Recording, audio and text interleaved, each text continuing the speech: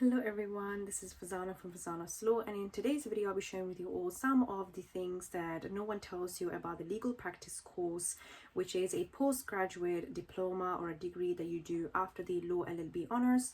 And this is kind of like that course that you do basically to be able to achieve a gateway for you to achieve the training contract to becoming a solicitor after the 2 years of the training contract.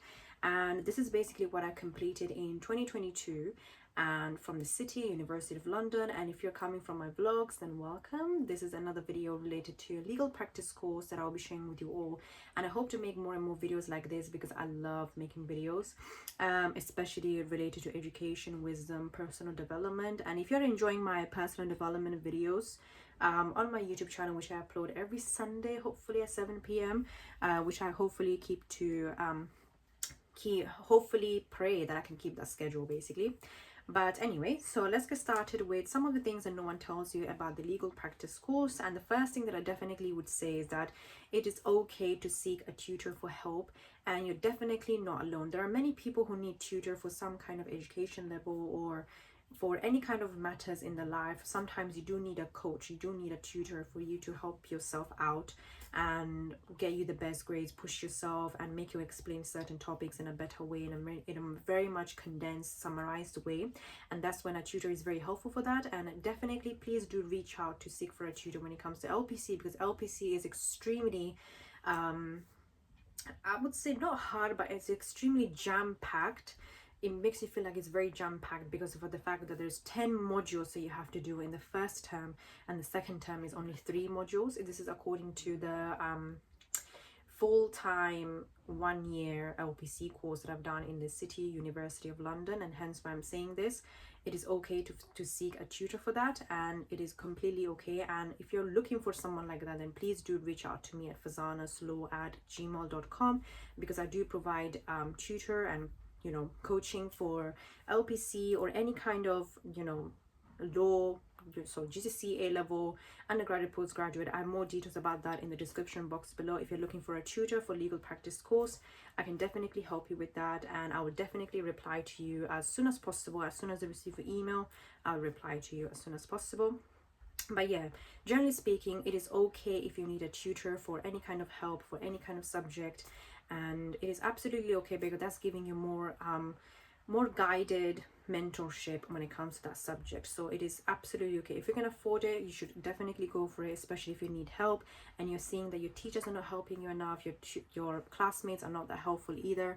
So this is a good way for you to actually seek that help in legal practice course, and definitely something that I should have done as well when I was kind of struggling in my years as well.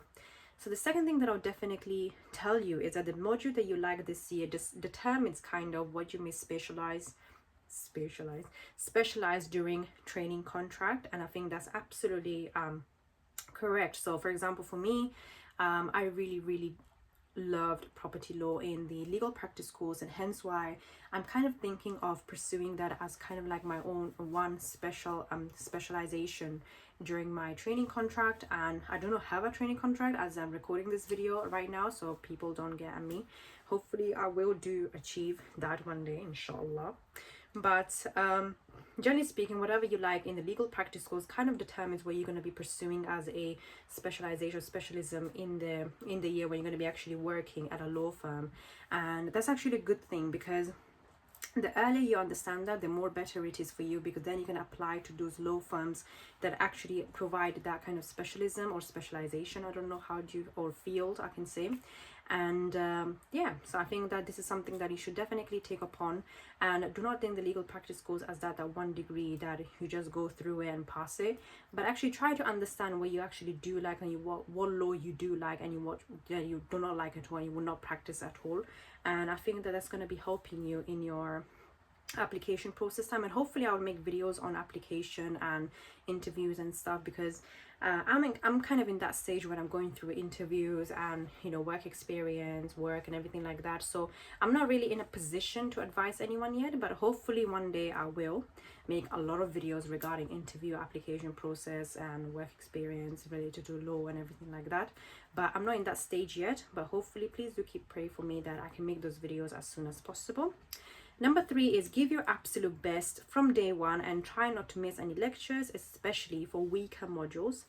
And I completely can vouch for that, because I feel like that. I remember once when I missed my business law and practice webinar or workshop, whatever you call it, and for the next lesson I was completely blanked out of what happened the previous one, because LPC goes so fast that you feel like that even if you miss one, it feels like you've missed 100 lessons. And this is why I highly recommend for you to attend all lectures or modules and keep yourself up to date from day one, because it's a very, very fast-paced course and very jam-packed, especially from September till February, I would say. So the 5 months are very, very fast-paced, and this is why it's very important that you keep yourself track from day one and give your absolute best and try not to miss anything. Basically, just try not to miss anything, and especially for weaker modules like business law was one for me. And because for the fact that I attended all the webinars and all the workshops, it has really definitely helped me achieve almost a distinction for that module. So do not miss anything.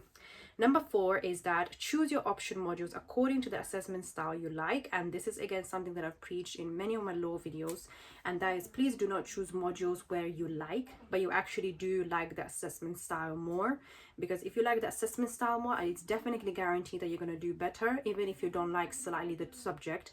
But for me, what did I choose for option modules? I don't really remember, but I remember that I chose something like media law, commercial law, and employment law and practice. So these were the 3 option modules that I chose, if anyone is actually curious to know that. But choose your option modules again according to the assessment style, which means that if the assessment style is an exam and you do love, not really love, but you do prefer exams over courseworks, for example, then go for those subjects or modules that do give you the exam style assessment and not presentation, if you don't like presentation, basically. And number 5 is you can choose to defer your exams with a good reasoning. And this is obviously not to be abused kind of a thing, but if you genuinely have a reason for you to defer the exams, then you can obviously do that, but that obviously defers your graduation as well. So if you're supposed to have your graduation in June, then it's going to be deferred to December. So that's the consequence of actually deferring your exams to another time, to a more extended time, basically.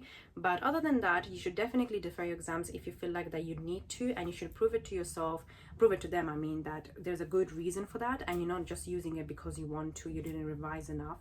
And there are certain reasons that you can put that would definitely give you that extenuating circumstances certificate, which means that you can extend your defer your exams, I mean. But other than that, that's the only reason why it should be useful. And obviously another reason how you can, you know, kind of defer your exams is if you failed once and even twice, you can still like keep deferring it, and then you can actually eventually get it passed, hopefully. But yeah, these are some of the 5 things that I feel like that nobody actually tells you about the legal practice course, and that I would definitely tell myself. But I hope that you really enjoyed this video. If you did, then please do like, share, and subscribe for more videos like this, that I can keep uploading these videos, because I do love making these videos on a weekly basis. It's just I don't get the time, but I do need to make the time, and I'm going to make the time for these as well as possible. I hope that you really enjoyed this video, and if you did, if you have any other ideas or comments or things that you want to suggest or say to me, then please do comment down below. And if you're looking for tutor for LPC or GCSE A levels, that are all linked in the description box below for every information that you need. And please do email me at farzanaslaw@gmail.com. I will see you guys in my next week's video.